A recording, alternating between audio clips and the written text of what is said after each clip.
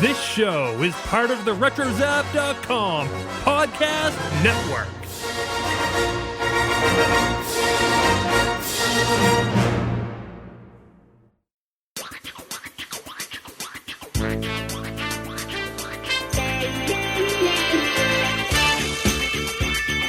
Classic Marvel Star Wars comics with Randy Martinez, with Blue Jibs, Jackson, Crimson Jack, and Sergi X, and Don Juan Quixote. Classic Marvel Star Wars comics. At last, beyond the movie, beyond the galaxy. This is the tagline on the cover of each issue of the Marvel Star Wars comics from 1977 and beyond. I am Richard Woloski, and I want to welcome you all to Classic Marvel Star Wars Comics. I'm here to take you through the story, share memories of reading the series as a kid, and to make sure you younger fans know the names Jackson, Crimson Jack, and Who Jibs. And if you're keeping track, Forp will get you free stuff in the future. And who doesn't love free stuff?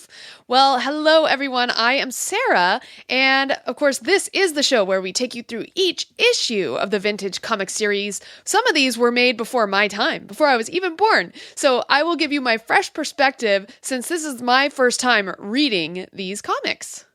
And I am Randy Martinez, Star Wars artist, and I am here to also share memories, childhood stories, and give my insights from the point of view of an artist, my very unique artistic points of view. And speaking of your artistic points of view, Randy, there's a segue. Whoa. Tell us about your artistic points of view when concerning yourself with Star Wars Celebration Orlando. That is a good segue. That is a very good segue. We're getting pretty good at this. Mm-hmm. I think we were professionals. You would think.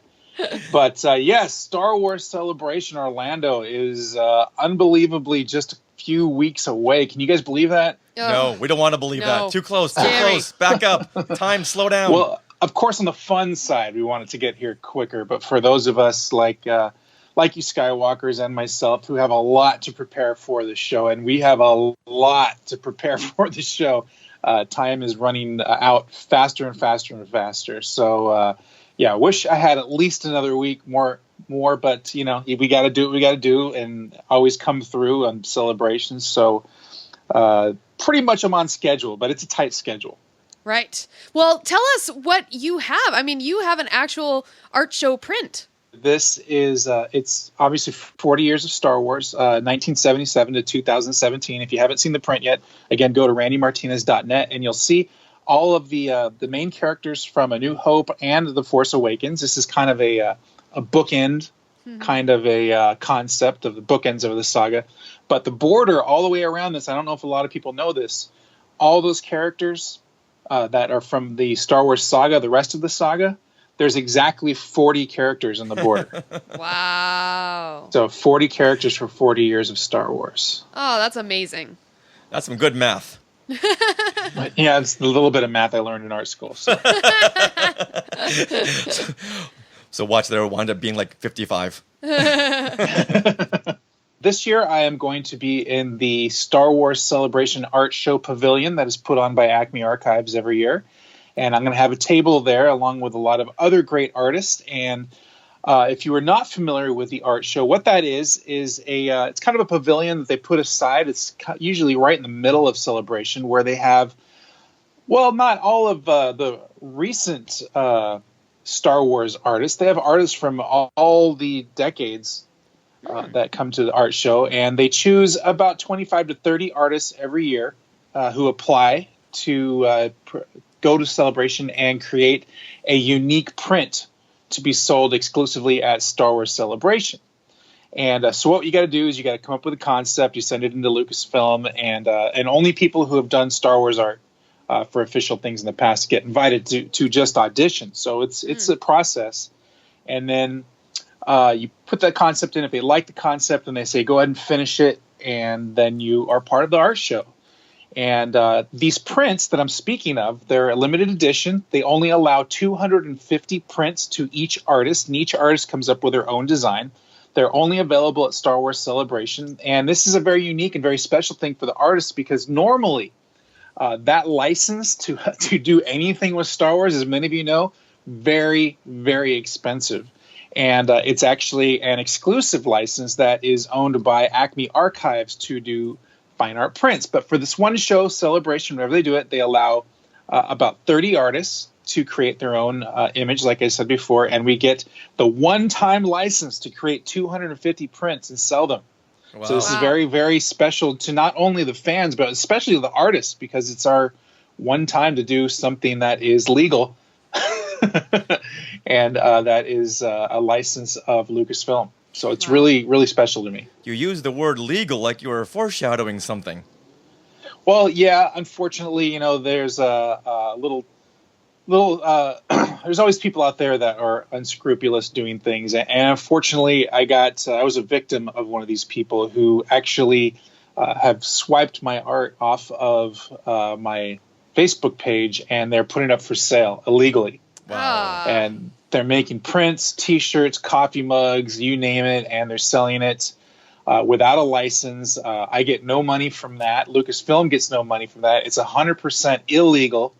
And they're doing it anyways. And we're trying to the best we can to stop them from doing that.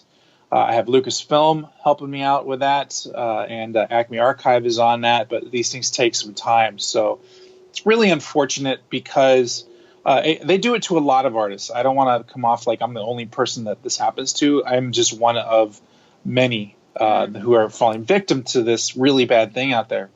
Yeah, we saw your Facebook post the other morning about all of this, and I was so happy to see all the Skywalkers just jumping into action, asking what they could do and doing whatever they could do to put a stop to this.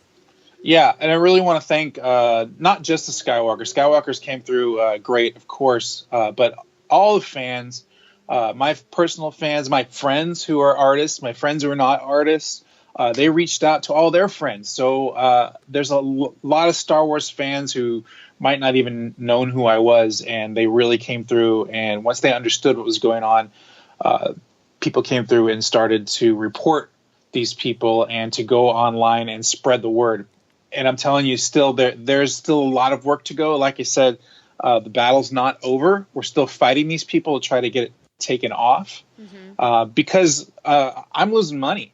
You know, they're stealing the artwork, they're printing it, and like I said, this is a license, a one-time license that Lucasfilm gives us, and this is my ticket to Celebration. You know, this is a very, very expensive trip, as many people know. But for anybody who's a vendor or selling anything or has a booth, it's like 5 to 10 times more expensive than the average fan. So this print, and I try to keep the price as low as I can, is what allows me to get there. It pays for everything that I do to get out there and be with the fans and have fun and to share my artwork. So they're really jeopardizing that for me, and it hurts, not just on a personal level, but fiscally too. You know, and like I was saying, word of mouth, so people understand this, is one of the most important things that fans can do, and spreading the word and talking about it, and just understanding what a license is, why there's a license, and why you should not buy illegal items. And this is something I covered in another post. And can I go ahead and talk about it really quick here? Oh yeah, please. Sure. So I just want to tell fans, I understand that there are a lot of really cool things out there to buy that you see online, that you see that might not be officially licensed Star Wars art. And there's some really creative things going out there.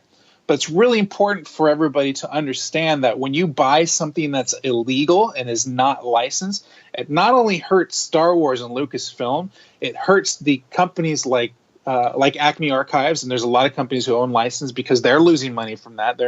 They paid all that money for that license, and it's hurting artists like myself who are legitimate artists through Lucasfilm and work for people like Acme Archives and Topps and things like that. So when you buy from them, it's hurting everybody.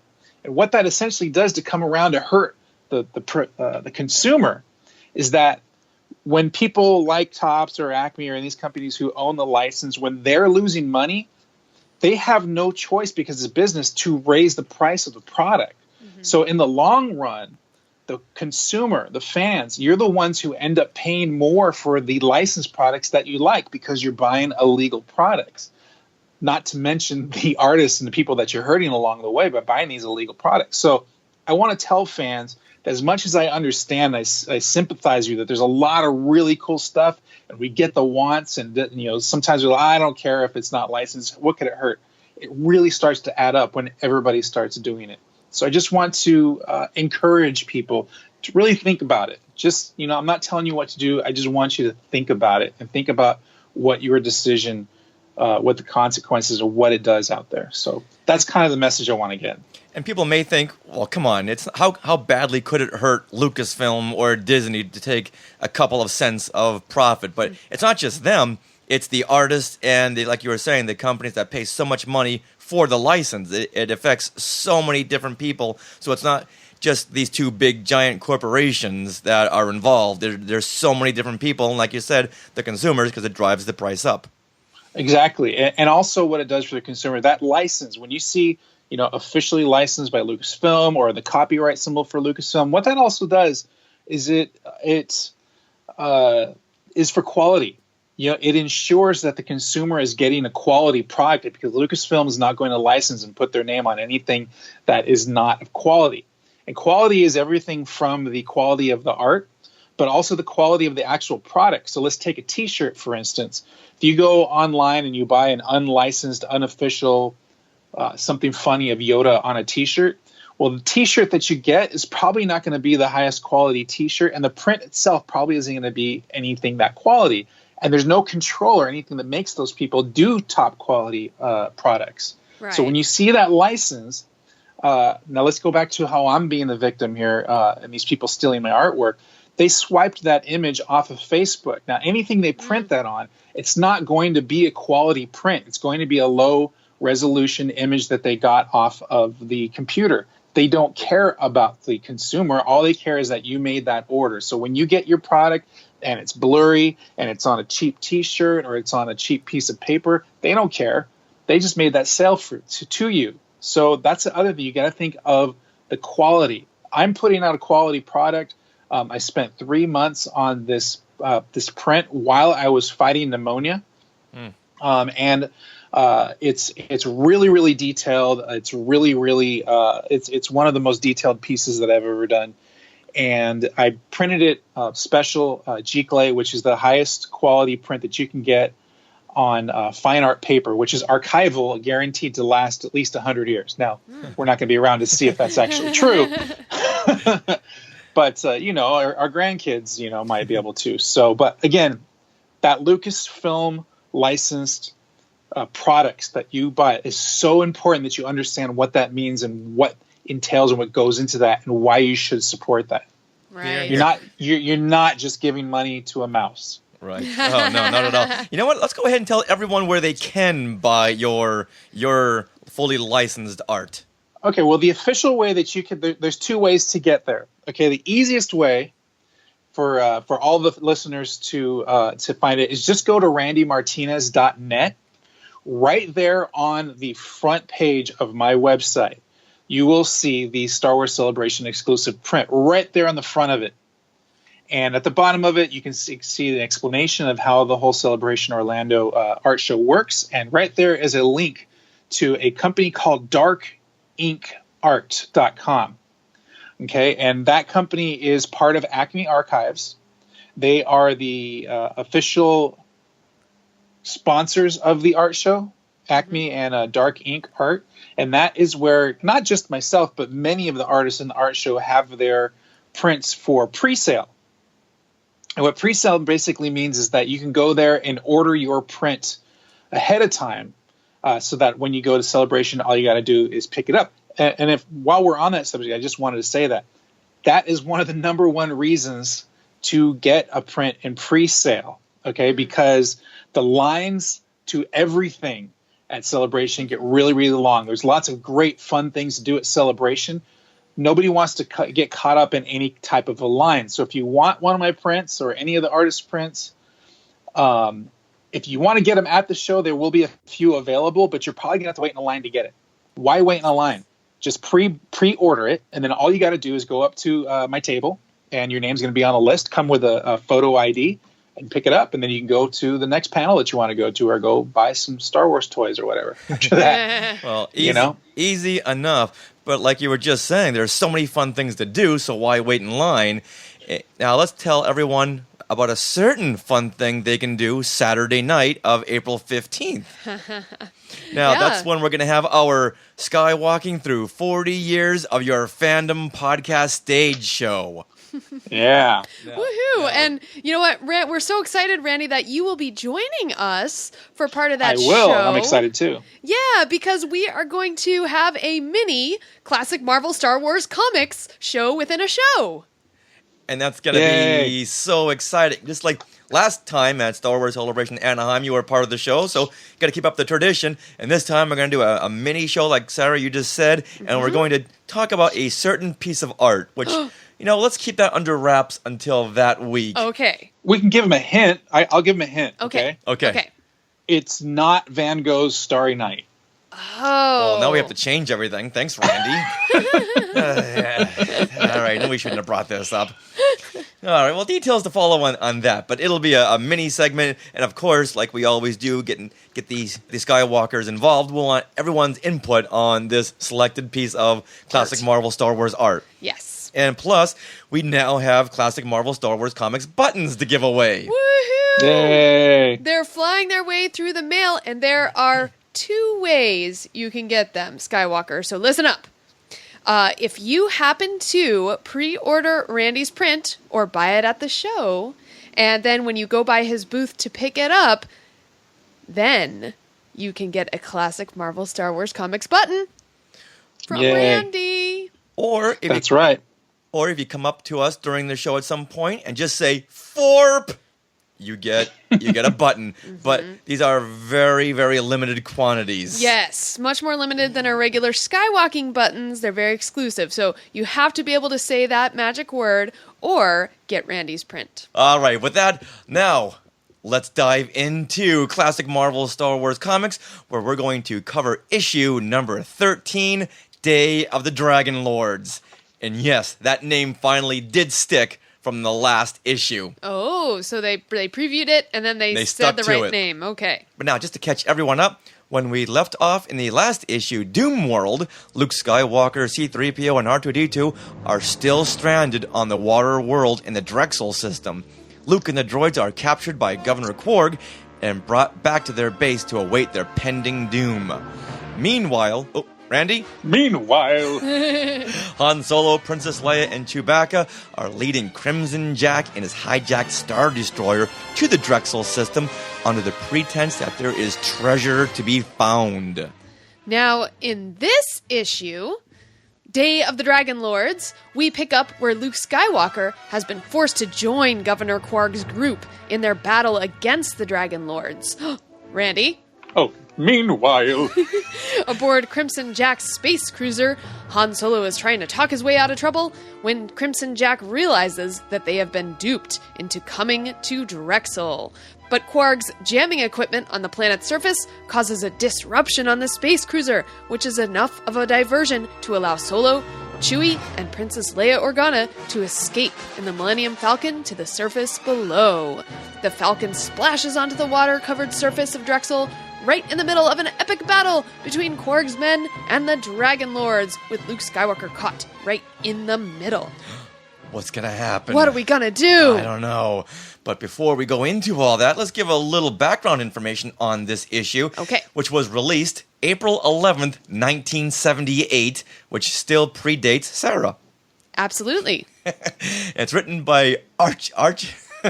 It's written by Archie Goodwin, consulting editor by Jim Shooter, penciled by Carmine Infantino and Terry Austin, coloring by Janice Cohen, and cover art by John Byrne and Terry Austin. Now, let's talk about the cover. Something has upset Chewbacca, and he's pinning Luke against the wall, knocking the lightsaber out of his hand, while lifting C-3PO off the ground and holding him by the throat, while R2-D2 and 2 little lizards watch on.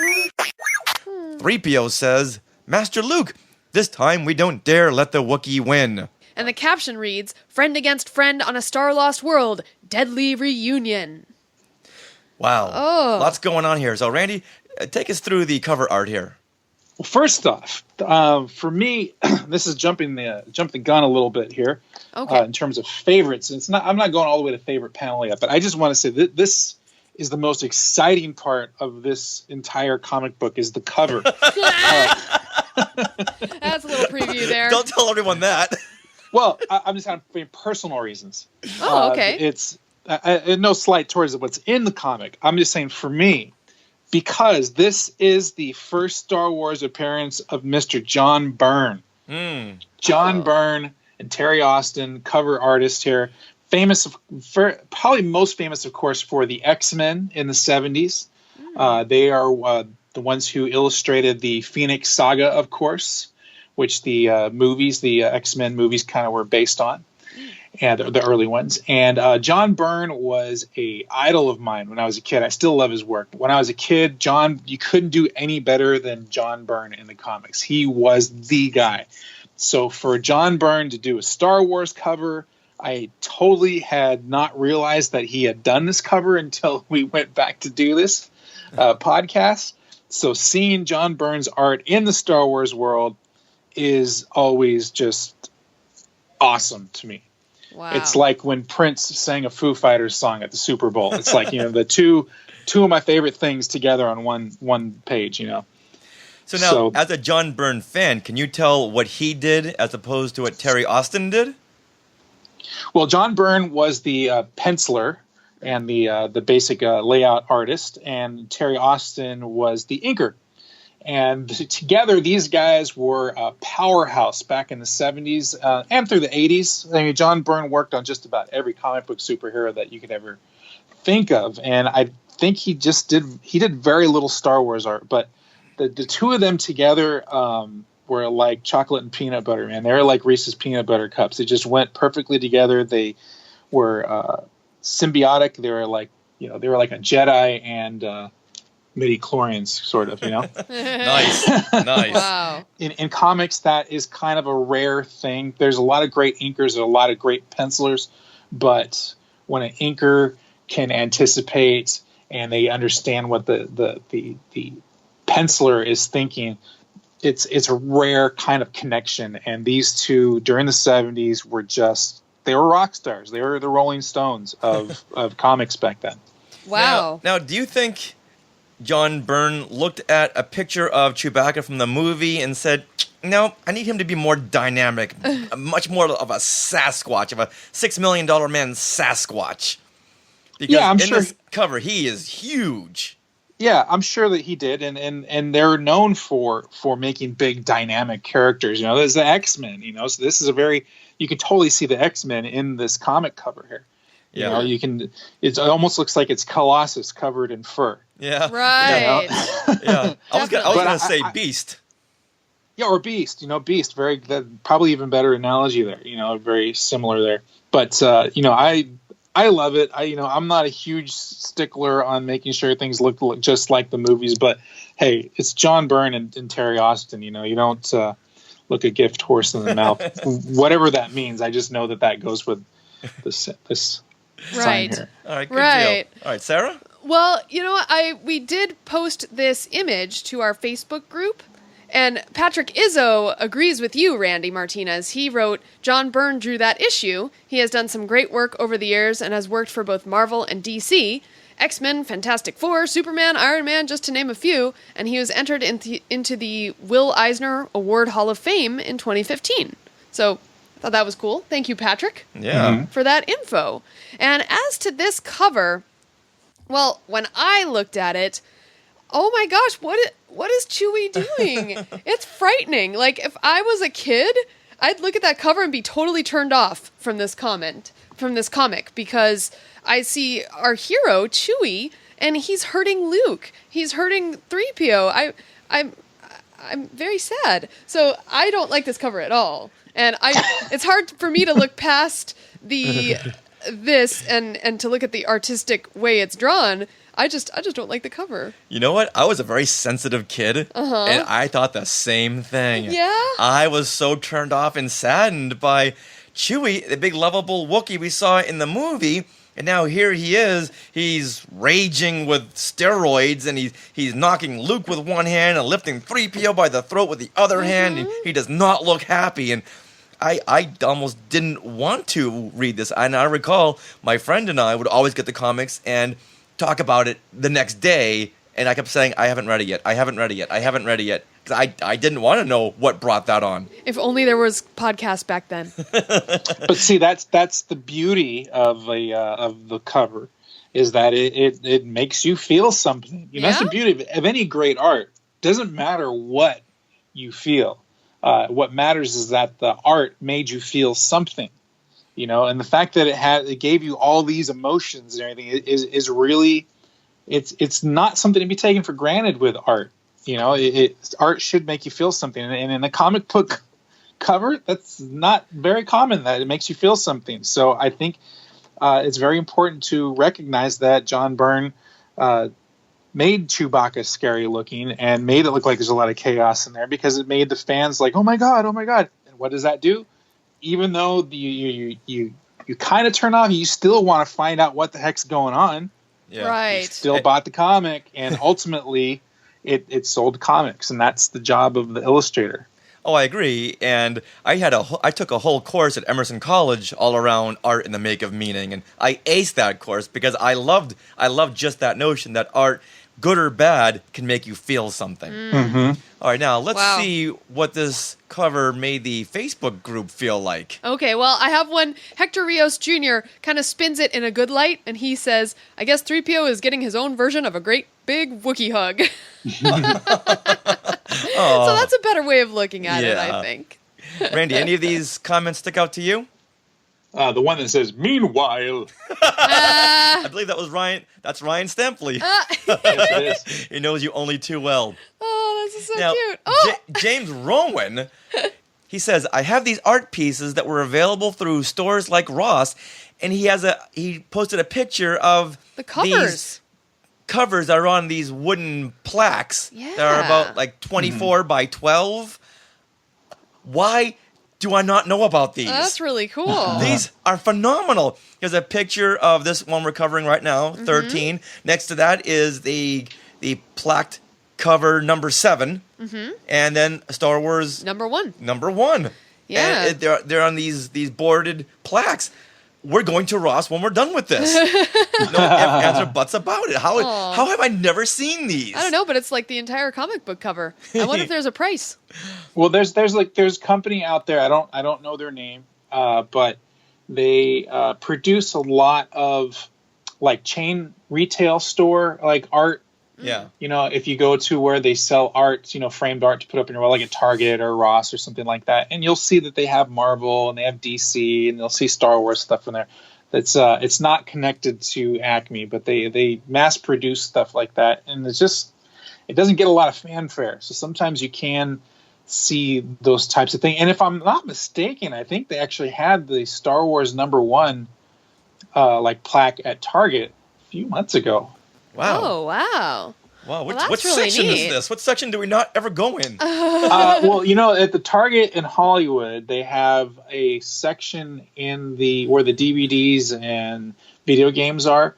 Against the wall, they have this new section there. I don't know if this is the same in all Targets, but it's kind of like a nerd zone, you know, like a geek zone.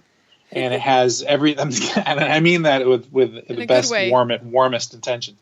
Everything from Star Wars to Harry Potter to Marvel, DC, and it's just like I want to say it's like 10 yards or, you know, of length on the shelves there, of just all nothing but geek stuff. Wow. That's great.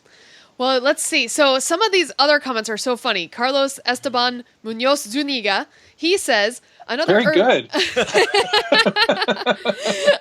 I did grow up in Texas. Another early missed opportunity to demonstrate how Wookiees rip people's arms out of their sockets. Oh, how would that play to an 8-year-old? Oh, that would be bad. And I love Chica Finn's comment here. This is what happens when you criticize Chewbacca's performance in the Star Wars Holiday Special. You know what? Luke should have seen it coming. Just keep your thoughts to yourself. All right, let's wrap things up with Kevin Reitzel, who writes, I love Who's these. that? He's some guy you may see popping up on social media every once in a while. Just kidding, Kevin. I know. Raider nerd. Our good buddy Kevin from the Fandom Podcast Network. He writes, I love these classic Star Wars Marvel comic covers. Chewie was always a huge Yeti Sasquatch-looking beast. And yet he was. All right. With that, now let's go into our initial thoughts of this issue. So, ladies first. Well, my initial thoughts of this issue are kind of like, it seems like a filler issue, honestly. It's putting everyone in place, bringing everyone together for the finale, which is coming in the next issue. That's what it seems like to me. So I wasn't that enthralled with this one. I was actually like, it's kind of a chore to get through, in my opinion. That's your initial thought? Yes. Okay. Randy? Yeah, it wasn't my favorite. There's a couple good things in here, but it was like Sarah was just saying, putting people in place. Though I gotta say, I feel like I missed something. Maybe I don't remember. We'll talk about it when we get there. Okay.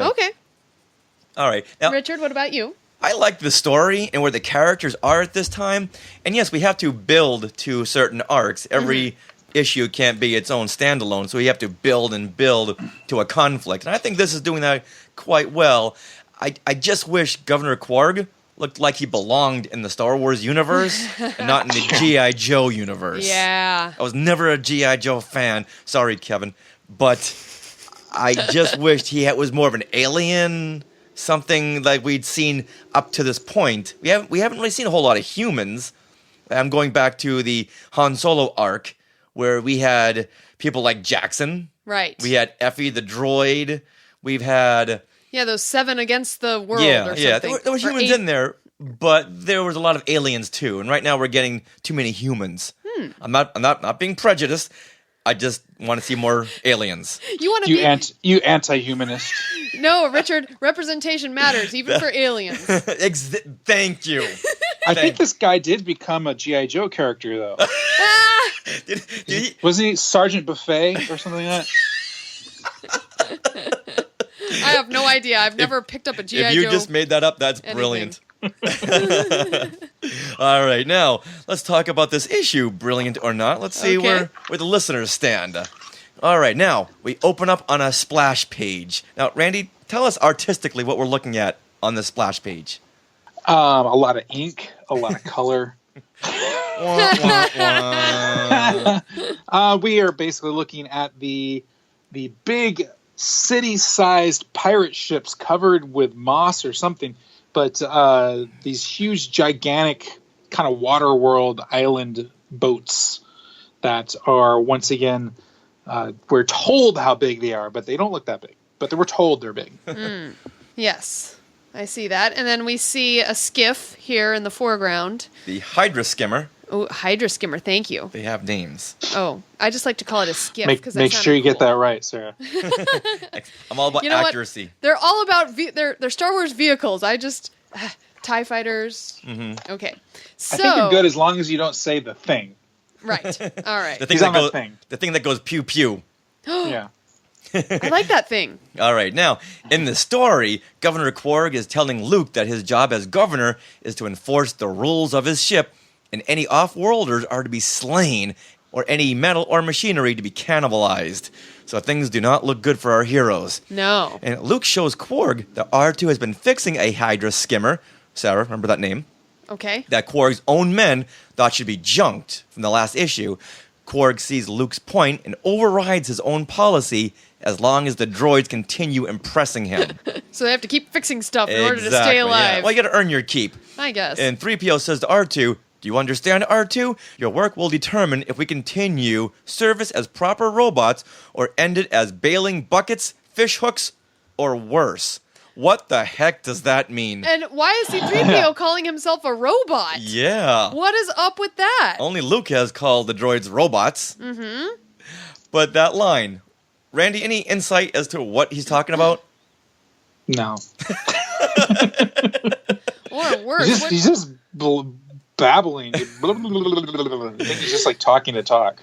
And then 3PO continues and tells Luke that it could be days or weeks until the skimmer is finished, but that's not good enough for Quarg. He wants it back out into the ocean immediately. Wait a minute, this sounds like someone. Sounds like you, Richard. Yes. When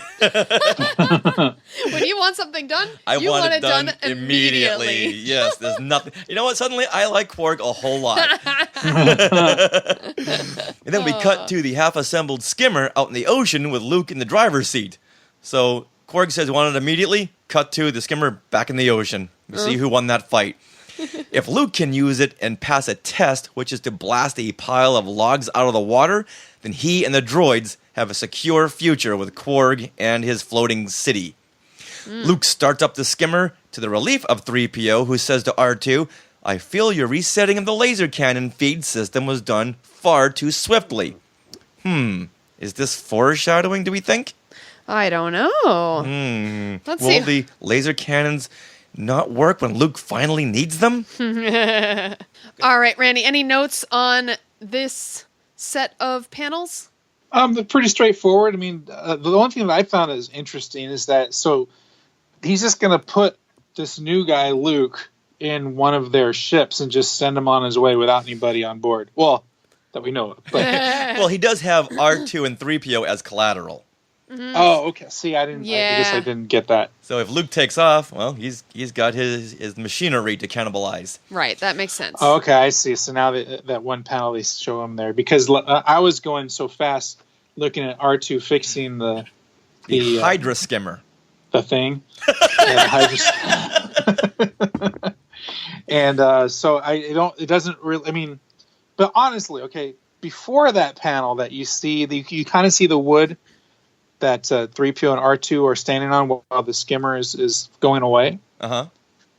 Oh, okay. It looks like they're on the skimmer with him. Yes. Yeah, right here. Yeah, this picture. Oh, I see, right. I was confused too, Randy. In fact, when I read the next couple pages and the skimmer ends up flipping upside down, I'm like, wait, what happened to R2 and 3PO? And I had to actually go back and see, they weren't on the skimmer. So, yeah. Okay. And as you had mentioned, Randy, Luke is not alone on this skimmer. We see a hand pushing a compartment door open in the back of the skimmer. Mm-hmm. And the next panel shows a man who could be Crimson Jack's brown-haired brother grabbing Luke by the throat. It's Logan. It is Logan, but he doesn't have quite the short shorts there that Crimson Jack does, so it doesn't do it for me. Now, apparently it's not Logan, it's the mechanic who is furious that Luke and the droids appear to be replacing him as Quark's machine smith. Yeah, he's a machine smith, Richard, not a mechanic. Not a mechanic, I exactly. think that's a cool name, a machine smith. You know, he fixes things. Yes. Stop it! It's a Hydra skimmer! Now, I do really love this first panel on page 228 of the Omnibus. Mm-hmm. And it just has a lot of movement where you see the machine smith for the first time and he's grabbing Luke by the throat. Luke gets grabbed by the throat a lot in this issue. And he's like Bart Simpson. Are you little? Yeah, it's kind of like at an angle and it's really neat. Then you'll be dead, boy, says the machine smith. Right now, as Luke is being strangled, he kicks out the controls and connects with the braking system, which catapults Big Brawny here to the ocean. Getting the ship back in control, Luke fires at the floating pile of logs, blasting them into oblivion. And what kind of a sound effect does that make? Vracow.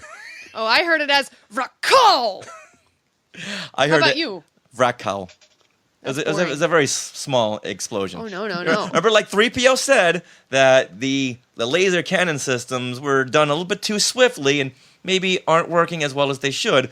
However, that doesn't really pay off, and I'm just trying to retcon what 3PO says. Well, it suggests that they're... Luke even talks about it, right? That they're not as strong. Right?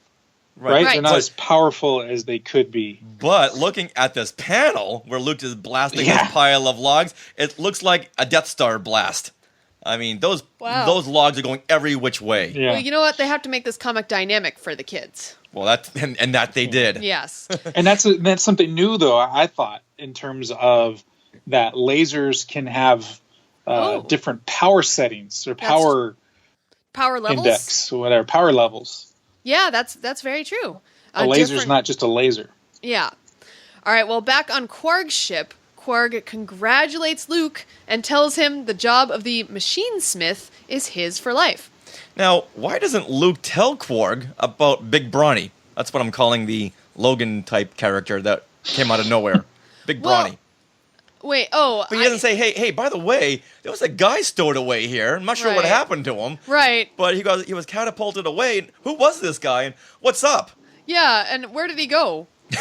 Oh, we're going to soon find out. I know. Now, Luke tells Quark that he doesn't want the job. He just needs help getting off this planet. And then Quark says, let's get your mechanical friends settled, my boy. Then I'll explain some things. Now, Randy, how do you picture Quark's voice sounding like? How do you hear it in your head? I was thinking about this, and I kind of hear kind of almost like a piratey English kind of, not quite Jack Sparrow, but like the guy with the. You remember the two guys in the Pirates of the Caribbean, the guy with the fake eye, and then the short bald guy. Right. Yeah. I think he sounds like the short bald guy. Okay. Let's get your mechanical friends settled here, my boy. Then explain something things. Sounds great. Okay. Randy, you got the job. Yeah. No reason why it should bottom. The oil's extracted from the finishing fish on the planet. All right. Good. You know what? You're hired. Now we cut to R2 and 3PO in buckets of oil. And Randy, go ahead and explain what we're seeing in this panel. Hey, this was the 70s, and it's hot tub night. Wow. I set you up. This was the thing. I could just see readers back then go, woohoo! And I love how R2 is looking right at the reader going, do you mind? Can you please move on to the next panel? Trying to take a bath here. Was the 70s also when waterbeds were invented? Oh, big time. Oh, yeah. Oh, yeah, wow. Yeah. If you were a single male, you had a waterbed. Real? Why is that? Okay, let's continue on with the story. Family By the way, friendly. it doesn't work. Okay. But if your kids and your friend's father, hey Jim Pruitt calling out to you, has a waterbed, you'll find out they're not made for jumping on because they will explode. Oh, Exactly. Yes, not made Exactly. for two little 8-year-olds My to jump parents on. had one, and I used to go on there and jump on it and stuff, and yeah, good things didn't happen. Oh, no. No, not at all. Not at Wow. all. All right, now getting back to the story. Yes. 3PO is annoyed at the little red lizards that are skittering around. Now, this doesn't really go anywhere. No, not at all. But we do see those lizards on the cover, but they're green. Okay. And Quark tells Luke that they should start with the basics of being on his ship and brings him outside and says, Randy, do you want to take this line? There, Skywalker. The most basic lessons of all. The price of not pleasing your governor. And what are we looking at? What is he showing Luke? The act of a desperate fool who senses his usefulness was at an end. Oh. He was wrong. He is actually quite useful now as warning to others. Uh-oh. So- And what Luke is looking at is the machine smith who is being hung. Yeah. He's hanged up on the deck, so He's- obviously he's dead. I And- thought he was dead in the water, but No, not at apparently all. not. Apparently, he got back to the ship really quickly, and he was hung by the main sail, and right behind him is the moon. So he's spotlit with the moon behind him, and that sends a message loud and clear. yikes. And then Luke thinks, in a thought bubble, this pudgy madman doesn't have a voice like Darth Vader, but his heart's in the same place. But his heart's sure in the same place. That... I'm glad they're bringing it around to including Darth Vader. But I guess James Earl Jones and the guy from Pirates of the Caribbean have different voices. I'm not really Who seeing... the hell is Darth Vader? Not really seeing a connection between the two. Well, just that he's mean. Right. And he'll kill someone to teach someone else a lesson. I mean, that's basically what Darth Vader does. You know, if you don't follow his rules, or if you don't deliver Right. on what he wants you to do, he'll kill you. So there's a lot of And he's force. he's got Darth Vader on the mind, so everything is like Darth Vader. He's kind of like the daughter in Vacation or European Vacation. Remember, Oh. everything reminds her of Jack. Yeah. Well, Everything reminds Luke of Darth Vader. I think this is the only podcast ever to make a reference to European Vacation, and let's leave it at that. Hey, I dig deep, man. Yes, you do. You are a pop culturist. Jack. And then Luke, he's thinking that he's gotta keep his temper in check. He's being held prisoner on this ship. He's seeing the machine smith being hung So he has to- as a signal to everyone else, hey, don't disappoint Quark, or this is what's going to happen to you. So Luke is saying his temper is flaring. He's got to keep it in check. Well, yeah, he has to appear to go along Right. with the program. But it's like they're building Luke's character from Star Wars, where he was very mild-mannered and very gee-whiz. Mm-hmm. Now, in these comics, we see that he's building a little bit of a temper, like we saw in the last issue, where he just struck out at Quark's men with his lightsaber and cutting them all down. Oh, right. So, and now we're building up to The Empire Strikes Back, where he's just very quick-tempered. Okay. Interesting. Yeah. Now, Quark then takes up 2 panels to reiterate his family's backstory and reminds Luke that he is breaking his policy in letting Luke live, a policy that was set in place by his father, who always had it in for the Republic and the Jedi Knights for ruining his space wrecking business. But Yeah. a revolt starts up by the ship's technicians. and- Wait. So this is still backstory here. Yeah. So to continue the backstory, a revolt starts up by the ship's technicians, and Quark's dad sets the revolting crewmen Out to sea where they would perish. So he's sending them out to their doom. Not going to kill them right out. He's going to send them out and say, well, whatever happens to you, happens to you. Right. So instead, those guys learned how to communicate with the sea beasts and became the Dragon Lords, which is who they're fighting against now. Oh, so, And who Luke ran into when he first came on this planet. right, so Quark's dad really messed up everything. Right. Just then, a crewman interrupts and tells Quark that something big is on the way. Uh-oh. They make their way to a control room, and Luke asks, is this part of the spacecraft that brought your dad here? Now, in our omnibus, Randy, on page 234, there is a word bubble with no words. Is that the same for you? Really? No. Which, Oh. Okay, it's a different page on my. The panel is describe Luke the panel. climbing down a ladder, and he's looking at this control room, and he asks if this is part of the spacecraft that brought your dad here. And Quark is answering, but apparently he's not saying anything. It's the first panel on a page that contains that big splash panel. Oh yeah, with, I see it. Now, The ship. No, in mine it says, "Who the hell is in the bathroom?" I'm just kidding. Okay. No, it's blank here How too. weird. yeah, whose fault is this? Archie Goodwin? Uh-oh. Unless he's trying to say speechless, but usually when they have this, like I'm speechless, Right. they put dot Right. dot dot. All right, in so there. I want to kind of go back to this backstory pages here, which they do take up like 2.5 full pages Right. to explain. I was actually a little confused. There's a lot going on in these panels. Okay, Yes? so in a nutshell, Well, no. I'm just saying that, like, there's so much going on. right, oh yeah. And it's like explaining this whole backstory. It's like, wow, this is very involved for a comic book. But you're right, because here's Quark telling Luke, hey, you disappoint me, you're going to get hung too. And then all of a sudden, a crewman says, hey, something big is on the way. And then we flash back to Quark's dad.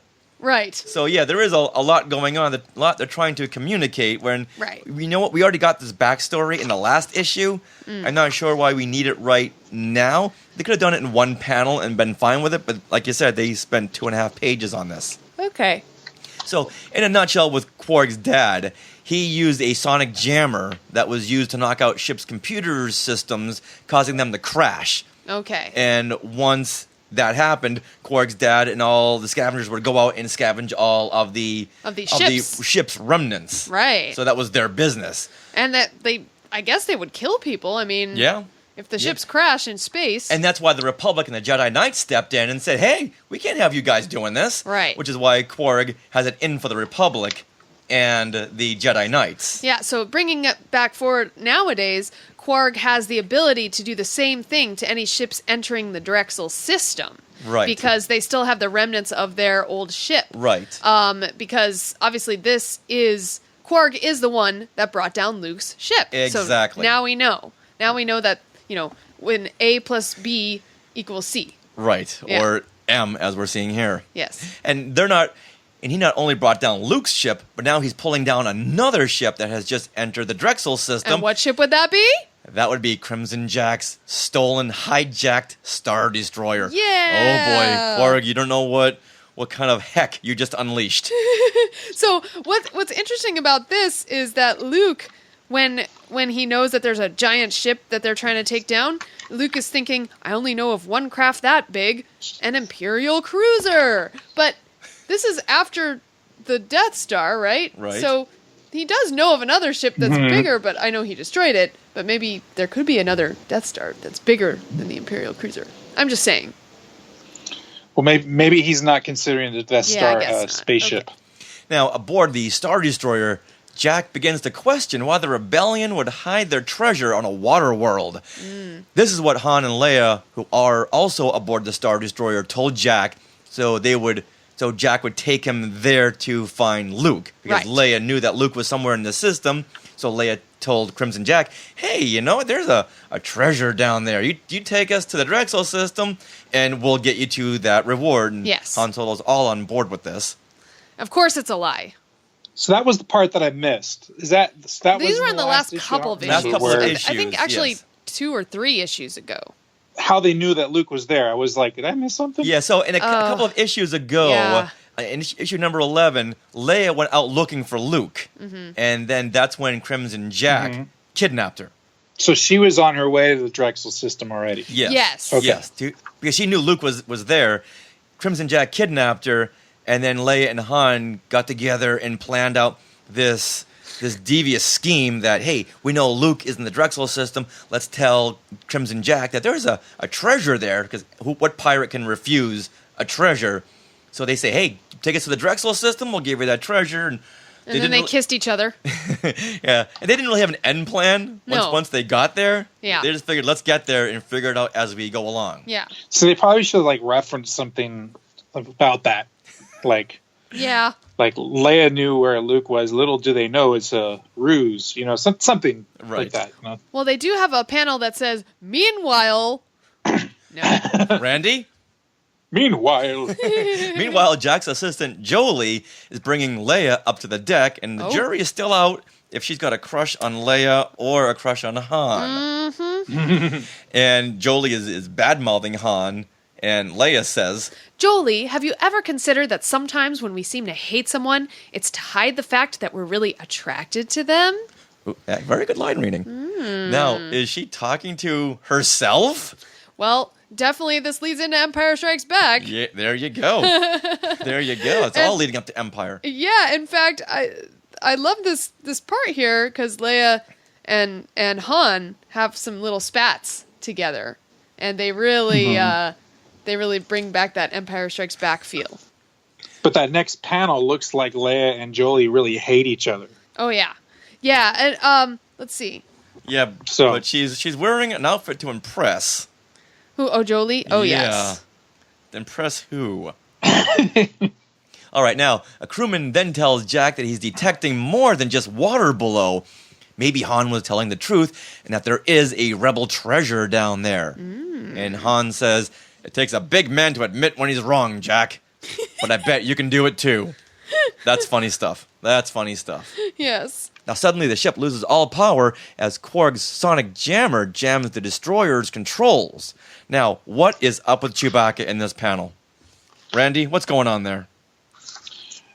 Oh, he's I don't know, man. He looks like a Harley Davidson guy. But more than Chewbacca, look at Crimson Jack, Yeah. the guy with a beard. He looks kooky too. He's upside down. But they're having like a beard party here or something. It's like crazy.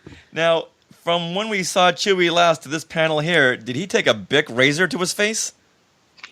Yeah, I guess so. Because we're going back to Chewbacca through circa Star Wars issue number 4, when he had that totally shaven face. Yeah. Mm-hmm. And it just doesn't seem continuous with the cover art. So yeah, are they is it like anti-gravity or something, or? Well, the sonic jammer is jamming the controls, and I guess the destroyer is spinning down to Drexel. Oh, okay. Now, while Jack is distracted by all this, Han and Chewie make a break for it. Han tells Chewie that they probably have to help Leia since this attack has left her in hysterics. Now, has Han not seen Star Wars? When has Leia ever been in hysterics? No. Well, there is a great panel here on the bottom of page 236 in which, Han and Leia and Chewie are trying to bust their way off of the space cruiser and get to their ship, the Millennium Falcon, of course. And Leia says, most of the pirates are fighting to save the cruiser. We'll be fine once this bunch is out of the way. And Han says, Great. I was beginning to think that we might be in trouble. it's a cute repartee. Yeah, There, I it's like very it. classic Han and Leia. Yeah, and you can kind of hear their voices, so I liked that. And in the back, we see Chewbacca just throwing around guards. Yeah. It's like, well, we didn't get... Yeah, he's Whirly, like almost whirly, throwing whirly. people's legs off. He's grabbing them by the legs. Let's go back a few panels. Did anybody notice that Chewbacca is running like a gorilla? Yes! I noticed that. He's running with his front arms pulling himself. It's like someone's been Like watching... Fist. Yeah. Like fist like I a even gorilla. said someone's been watching too many Planet of the Apes films here. In fact, Yeah. a little further on in the comic, I have a comment about Planet of the Apes and Chewie, but we'll get there when we get there. All right. And he's got considerable girth there, too. Yeah. Oh yeah, he's had considerable girth since we've seen him in issue number 3, and I think we've only seen Chewie look like the Peter Mayhew movie Chewbacca in like 1 or 2 panels. Yeah. Yeah, he's been eating too many pizzas. Speaking of which, all right, now meanwhile, I'm sorry, Randy. Meanwhile, Leia has not only knocked out guards herself, but managed to grab blasters. Yep. She takes charge, and Han says, Chewie, I think I'd prefer hysterics. Wait, she just got you blasters. What are you talking about? What the heck, man? Han, Chewie, and Leia get to the Millennium Falcon, knock out more guards, and blast away. Leia has brought them this far to the Drexel system because she thinks Luke is down there, like we were just talking about. Now, Han connects the dots, and maybe whatever grabbed the Star Destroyer may have also grabbed Luke's ship, and maybe he is down there too. So instead of getting away, he turns the Falcon around and heads down to the water world. Yes. Which has still never been named. It's in the Drexel system, but it's not the planet of Drexel. Yeah. it's just very convenient that they show up to the planet and they land right where Luke is over this whole planet. That's very true. All right, now, This keeps happening a lot in Star Wars universe. now back down on the planet, Quark is screaming at his crew, calling them incompetents, because that always works, because they can't pull down something as big as a Star Destroyer. So ridiculous. Suddenly, a crewman says that they spotted something. Is it the Falcon? No. Randy, what did this crewman see out in the ocean? Dragons! A whole blasted army of them! It's a full-scale attack!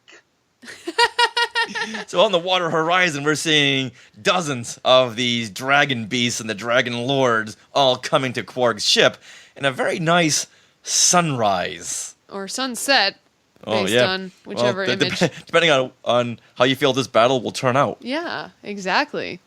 It's a really neat panel. It covers, what, three quarters of the page? Yeah. 2/3 of the page? Now, Quark barks out orders to his crewmen and tells Luke to join the fight. Something has caught the attention of the sea beast, though, and we see that it is the Millennium Falcon skipping across the ocean. Woohoo! Kind of like when you were a kid and you would throw rocks Yep. across the water. So skip, skip, skip, skip, skip. Now, since when has the Millennium Falcon been water impervious? Since When now. hasn't it been? Whenever it needs to be. Fine. So, Randy, you alluded to this panel earlier. Now, tell us about this panel where the Millennium Falcon is skipping across the ocean. They're right smack between the dragons and the skimmers. It's a very, very, very lucky place to land, to come onto the planet when you're looking for Luke and you land right in front of him. He could have landed anywhere, but just as it happens, just like Luke landing on Dagobah and happening to have crashed right next to where Yoda lives. Well, that was the will of the Force. Yeah, yes, it was. Yes, it was. Now, the Falcon lands and floats on the water's surface. Yeah. Han and Chewie are now on the hull, waving down the skimmers. Yeah, now what I find interesting about this is that Han says, not to worry, the Falcon can float forever. How does he know this? Really? I guess if your ship is impervious in space, like, it's airtight. Mm-hmm. So I guess it makes sense that it would float. Hey, you're throwing Interesting. education into this. Well, I remember a different series, course. Do you remember the second Star Trek that just came out recently, where the third Star Trek Beyond? the Enterprise is underwater? Oh, that's right. Yes, that was the second one. Now, second different movie. universe, of course, but space. So it stands to reason that if you're out, like you're saying, if you're out in space, Yeah. what's Airtight ship. Yeah, you know. Well, then again, it is connected by J.J. Abrams, so There you it go. all works out. It all works out. Now, abiding by Quark's law, all off-worlders are to be killed, and one of the skimmers starts blasting away at the Falcon. Uh-oh. Can't allow any outsiders. Now, Luke has a problem with this. Yeah. He reflects on how much he recently lost at the hands of the Empire, including Obi-Wan Kenobi, who, in quotes, apparently, end quote, fell before Darth Vader. Now let's talk about that line right there. Yeah. So even the Marvel artists and writers don't believe Obi-Wan is dead. And I do recall back in the 70s, Randy, do you recall this? When you would read some books and it would always say that Obi-Wan had left the Death Star to get back to the Republic for some more business. I don't remember that. What? Yeah, in certain books, it wouldn't say that Obi-Wan was struck down. It would say he left the Death Star to get back to the Republic business. It's like What? well, exactly. That's what I'm saying here. That it was uncertain whether or not Obi-Wan really died. And I have seen some artwork too back then that had Obi-Wan standing at the Battle of the Death Star, around that large battle screen that Donna and Leia and 3PO were all looking down to watch the battle. Mm-hmm. The big jumbotron. I've seen artwork where Ben Kenobi was standing right there. And yeah, I got to go back and find that now. Are you sure that wasn't Dodonna? No, because I do recall Obi-Wan being in his robe and Dodonna being there as well. Richard's very good with costumes. And so I do recall at this time period, it was up in the air whether Ben Kenobi really met his fate at the hands of Darth Vader. All right. All right, Skywalkers, do you recall any of this? Calling out to you vintage and retro fans. Yes. Or is it all in Richard's imagination? And now, so back... Meanwhile... Yes, thank you. Luke is reflecting on how much he's recently lost, and he gets this un-Jedi-like rage, and he blasts the skimmer that's trying to blast the Millennium Falcon into oblivion. This is not going to look good to Governor Quark. We know how much he loves his Hydra skimmers. Yeah. Now, are these the same Hydra skimmers that barely had enough power to destroy a bunch of logs? Yep. Well, that was one of them, but Quark's got a whole bunch of these skimmers, and as we found out earlier, metal and machinery, well, they're like gold. They're like what water is to Tatooine. When you get it, you make the most use out of it. Absolutely. So now Luke is, I guess, near the Millennium Falcon? Near or the on Millennium Falcon, and he sees something had fallen off into the ocean and goes to investigate, and suddenly Chewbacca pops out of the water and grabs Luke by the throat. And we get this odd narration box here. And it says, Wookiees are not sophisticated. Someone in a skimmer tried to kill him, so anyone in a skimmer is suspect. Now, wait a minute. What? Wait a minute.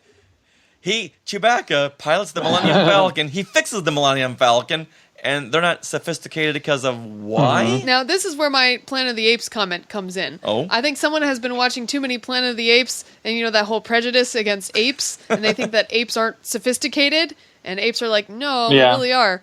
This could cause some issues. So, I don't know why they wrote that in there, but I just think they've been watching too many Planet of the Apes. I don't like it. I don't like what Chewbacca's doing right over here.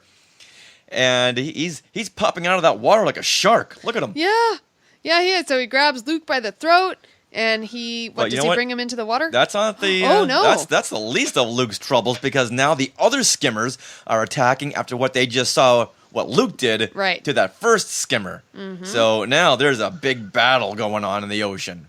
And then we cut to darkness, and we hear C-3PO. And then suddenly, Chewbacca grabs him by the throat and starts swinging the droid around like a rag doll. No. But now, where are they? A think second ago, they were out in the ocean. Right. Well, they're back inside the pirate ship hull Right, thing. but my question is, how did they get there? And why didn't the pirates just kill him? I don't know. That's a good question. And now we get to the last panel, and Luke and R2 are up against the wall, fearing what the Wookiee will do to them. Right. And Chewie once again is throwing 3PO around by the leg, and R2 is huddled Just up going, against "Fripp, he's trying to blend into the wall. Yep. And now all of a sudden we see our fears of the cover coming true in this last panel. And this has been a constant theme for these last issues, that the last panel of the issue mixed the cover. Right. Yeah, up until then, it's like, well, where is this cover? Yeah, but I guess that's like the big cliffhanger. That's what's going to keep you coming back to the classic Marvel Star Wars comics. Now, why is Chewbacca? Why is he throwing around his friends like this and grabbing him by the throat? I know he thinks that maybe Luke is part of this other world that just began attacking him, but he should stop and think, oh, wait a minute. Maybe something's going on here I don't understand. I don't know. Yeah. Randy, any insight to this? As much as I was defending the cover, which I still do, because I think covers are kind of separate from the interior a little bit in terms of selling, but interior, going back to where you started with all this, them saying Wookiees are not sophisticated, is really not the case. I mean, of course, this is before Empire Strikes Back, where we see that even more instances that Chewbacca and Wookiees are not unsophisticated creatures. Mm-hmm. They kind of went a little rogue here and created this characteristic of that Chewbacca is kind of just a mindless beast and is simpleton who, this happened and Luke is near this, so he must be involved. You know, it's like, no, it's like you stood up there, or maybe he's just pissed off that he still didn't get a medal, and so he's still got a bone to pick with Luke. You got a medal, and I didn't. This is my chance. But, like they went through that whole thing. They destroyed a Death Star together, and it's like suddenly that just goes out the window, and Luke must have had something to do with it. All right. He's not that. Yeah, he's everyone's lovable Wookiee sidekick. And to see him doing this... I mean, I always thought Chewbacca, for all intents and purposes, was like, your friend at school who was the exchange student that didn't speak good English. It's like they're still your friend, and you kind of get, you communicate in other ways, but they're still a person. They still have feelings. They still figure that Chewbacca is just a person. He just speaks Wookiee. He's a person, and his name is Anakin. Now, I think we all know the reason why they ended on this panel is to bring you back for the next issue, thinking, Chewbacca is attacking his friends. I need a resolution to this. I've got to come back in 31 days. And there we have the end to Day of the Dragon Lords. Next issue, call it Armageddon. So it sounds like we're going to be getting the conclusion to this. Right. All right, so now after we've gone through this issue, Randy, do your thoughts change at all toward this issue? No, they're pretty much the same as they were before. I mean, it's still kind of just taking us from point A to point B to get to the Armageddon. But yeah, I mean, it's always going through these with you guys. We find small points, finer points, and different observations, which is good. I mean, I now understand that that C-3PO and R2-D2 were not on the skimmer thing. Stop it! It's a skimmer. It's a Hydra skimmer. Because I was like you, Sarah. I thought that how'd they not sink to the bottom of the ocean? Right. And they're still on the big boat. So, okay. But it's and then just the further point that I don't care for the characterization of Chewbacca. Right. Yeah, definitely. And actually, after going over it with you guys, I kind of feel like it was a little more dynamic than when I initially read it, because there are a lot of things happening in this issue, but it's still lining up all these pieces into place for there to be this big battle with... I can't wait to see the Dragon Lords and the Dragons. Yeah, that'll be a lot of fun. I'm excited. Now, for me, it's taking a while, but we are getting the band back together again, and I love that. And we're seeing more of Luke and his quick temper that once again will build to the Empire Strikes Back. I like this new environment that we're seeing, the water world. I love water worlds. Okay. So I love seeing this and the moss-covered ships in this water world.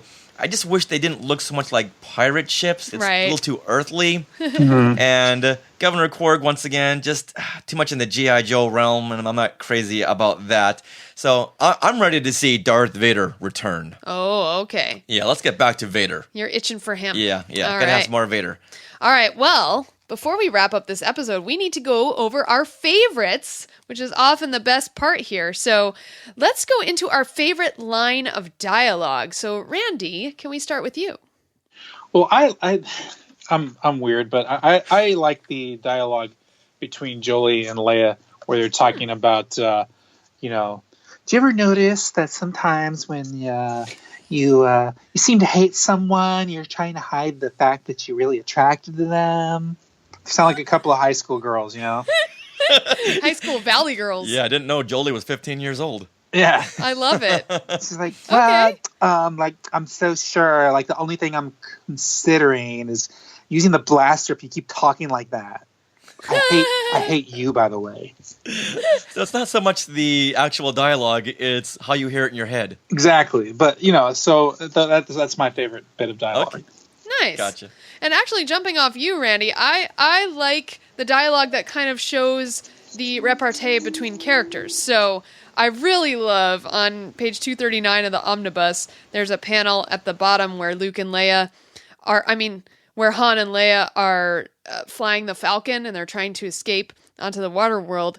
And Leia, of course, is making some quip to Han, like, why aren't you doing this right? And, like she does. I can relate, Han. I can relate. And Han says, stop revving your reactors, your royalness. I have not much choice. Oh, that's good. Isn't that awesome? I want to change my answer now. You can't. It's mine. All so right. I love it. Well, mine comes on page 231 of the omnibus, and Luke says, this pudgy madman doesn't have a voice like Darth Vader, but his heart's in the same place. This pudgy madman just got to me. I think if you took that phrase out, I would have had a second choice, but I think that was really funny, and just so not like what Luke would say. That's actually the line I wrote before I got to the Han, saying, stop revving your reactors, your royalness. All right, now let's talk about our favorite panel. Okay. Randy? Oh, mine's the hot tubbing scene. Woo! Took me back, Nice. man. 1970s. Wow, 3PO and R2 are getting their oil baths. Oh yeah. And not only is it an oil bath, they're in the wood barrel shaped, those of you who remember the 70s, those wood barrel shaped hot tubs, very narrow. You squeeze as many people into them as you can. Well, that's the whole other thing, but yeah, you don't know anything about that, sir. Oh, okay. Aren't these the same barrels that Donkey Kong would throw at Mario? Yep. Yes, that they would get repurposed in the 80s. Yeah. Now, all right, I'm going to have to piggyback on that because this is my favorite panel as well. I love the fact that R2 is just looking at the readers going, yeah, if you wouldn't mind moving along, that would be great. Trying to get a little R&R here, the way droids do, and 3PO's leaning into it like he's trying to hide what was exposed on that Star Wars Topps card from the third series. Oh, come on now. You know what? They're just missing a little wine, a little weed, some mushrooms. Wow. Well, goodness, boys. That's funny. My mind didn't even go there, but Well, you weren't around the 70s. It's true. You know what? We're not blaming you for that. Okay. Yeah. Okay.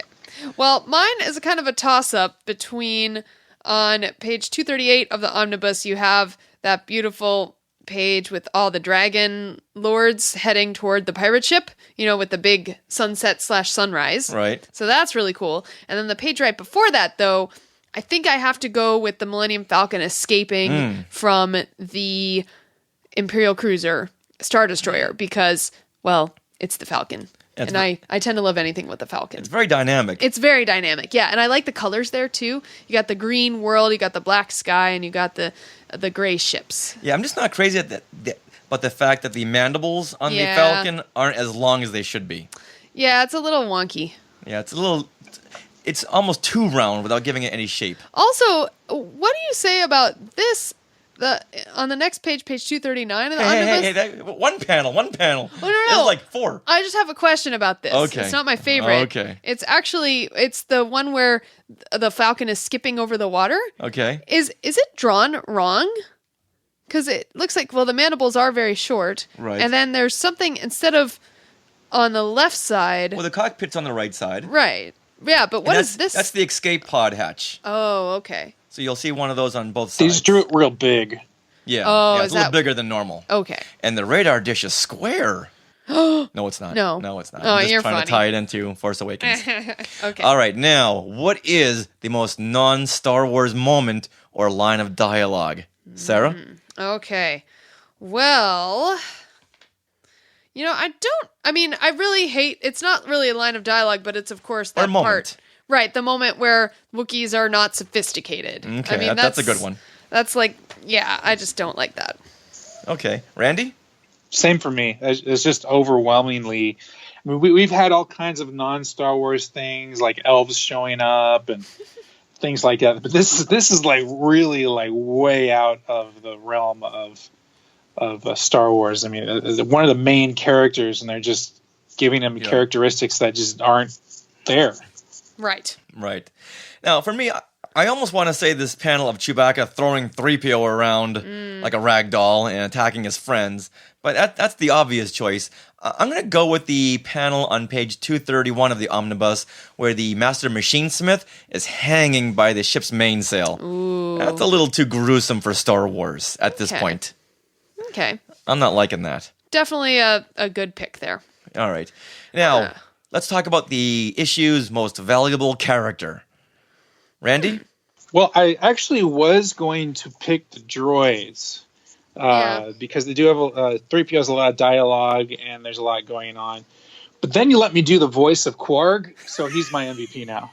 Aw, nice. Well, so you know what? I'm going to pick R2 because I think without R2 being able to repair the ship, Luke and R2 and 3PO, well, R2 and 3PO would have been scrap and Luke would have been killed. So kudos to R2. All right, good deal. You know, I'm going with the obvious choice and saying Luke. Now, in most stories, whether it be a movie or TV show, the hero will always say, "You'll regret this because I'm going to do this, this, and this." It's like, dude, you just revealed your whole plan. Oh, yeah. But Luke keeps it in check, keeps his temper in check, keeps everything to a thought bubble, and he's gonna play the long game on this, if need be. So I like the fact that Luke does that. So I'm going to vote him the most valuable character in this issue. All right. All right. Now, with that, Randy, let's start wrapping things up. And I want to thank you for all your insight, and Sarah, and thank you to all your insight. This was a better issue than going into it because we saw a lot of fun stuff, and it was for me it was building to something. Yes. Definitely. So I really enjoyed this. Yeah. All right, now Randy, we're going to see you in a couple of weeks when we do our podcast stage show, and we're going to do our mini version of classic Marvel Star Wars comics. But your fans will also be able to see you at Celebration Orlando, and tell everyone what booth you're going to be, and once again how they can get your print. Well, I'm going to be in the Acme Archives Star Wars Art Show Pavilion. They haven't given us any table numbers. It's just kind of an area. I'm going to be very easy to find. Just make your way to that pavilion. I'll be right there. You can pre-order my exclusive Star Wars Celebration print, which is entitled 40th Anniversary. Just go to my website, randymartinez.net. The artwork is right there. Follow the link that's right under there to Dark Ink Art to follow that link, or follow me on any of my social media on my Instagram, which is Randy Martinez 40, on my Facebook, which is Hollywood Randy. And then, of course, I have the special celebration Twitter that my team Randy Martinez has put together, and that is simply at Star Wars Randy. And I want to give a shout out to my team of help that has been running that Twitter for me. They basically cover everything that is Randy Martinez art having to do with Star Wars Celebration. Lots of pictures from Celebrations past and present, and they're doing a great job of keeping up on that for the fans. And it's a good thing to follow at Star Wars Randy Martinez, or I'm sorry, at Star Wars Randy on Twitter, because that's basically going to be my way of communicating to the public during Celebration. All right. Nice. Fantastic. Now, let's thank everyone for joining us on Classic Marvel Star Wars Comics, where we just went through Star Wars number 13, Day of the Dragon Lords. And we'll see everyone back for issue number 14, titled Call It Armageddon. Now, will they stick with this title? We never know until the next episode. Stay tuned and find out. All right. Now, let's go ahead and thank Rob Dellinger for writing our awesome theme song. Thank you, Rob Dellinger. You can hear all of Rob's work at robdellinger.com. That's ROBDEHLINGER.com. And you can find us on social media. We are at Skywalking Pod everywhere on social media, as well as our Facebook group is a really cool way to interact with everyone, Randy Martinez and us included, and you can get to know some of the other people who listen to the show. So if you want to join that group, all you have to do is request to join the group on Facebook. You can search Facebook for Skywalking Through Neverland Facebook group, and then find us somewhere else on social media and say, hey, I requested to join the group. It's a 2-step process to join that group. Make sure you follow directions. All right. Well, I think that's all. Oh, yes. Okay, I'm sorry. I just wanted to. I would be totally remiss if I didn't mention this to fans out there. If I could say one more thing about the Celebration Art Show. Sure. Absolutely. I have been getting a lot of fans and friends that want to get my print, but they are not going to Star Wars Celebration. Now, here's the thing about that, is that you do have to pick it up at Star Wars Celebration, or it does have to be picked up at Star Wars Celebration, but you don't actually have to be the one picking it up. There's 2 ways you can do this. You can pre-order the print, and you can have a friend or family member that is going to Star Wars Celebration pick it up for you. Mm-hmm. That is one way. And the second way is that I have a very dependable service that I use for people that need pickup and shipping of the print. So if you need that service and you want my print still, you can definitely have that done. Just go to my website, randymartinez.net, and there's a form there you can fill out and let me know that you need someone to pick up and ship a print for you. So unfortunately, we cannot just ship it to you from here or from Acme. It has to be picked up in some way at Celebration. Okay. That's very good to know. That's very good to know. And just as a reminder, everyone, you can get our special limited quantity Classic Marvel Star Wars Comics buttons if either you buy Randy's print or you find Richard or I and say, Forp! Exactly. All right, now for Classic Marvel Star Wars Comics, this is Richard. This is Sarah. And I'm Randy. And we are all saying, Forp! Nice. Aww. Now, good news, there's 94 more episodes to go in the Classic Marvel series. I think we can bang it out before Celebration. What do you guys think? Nope, not happening. All right. Thanks, everyone, and thanks again for downloading in the mass quantities that you have been. Much, much appreciated for listening. Thank you, everybody.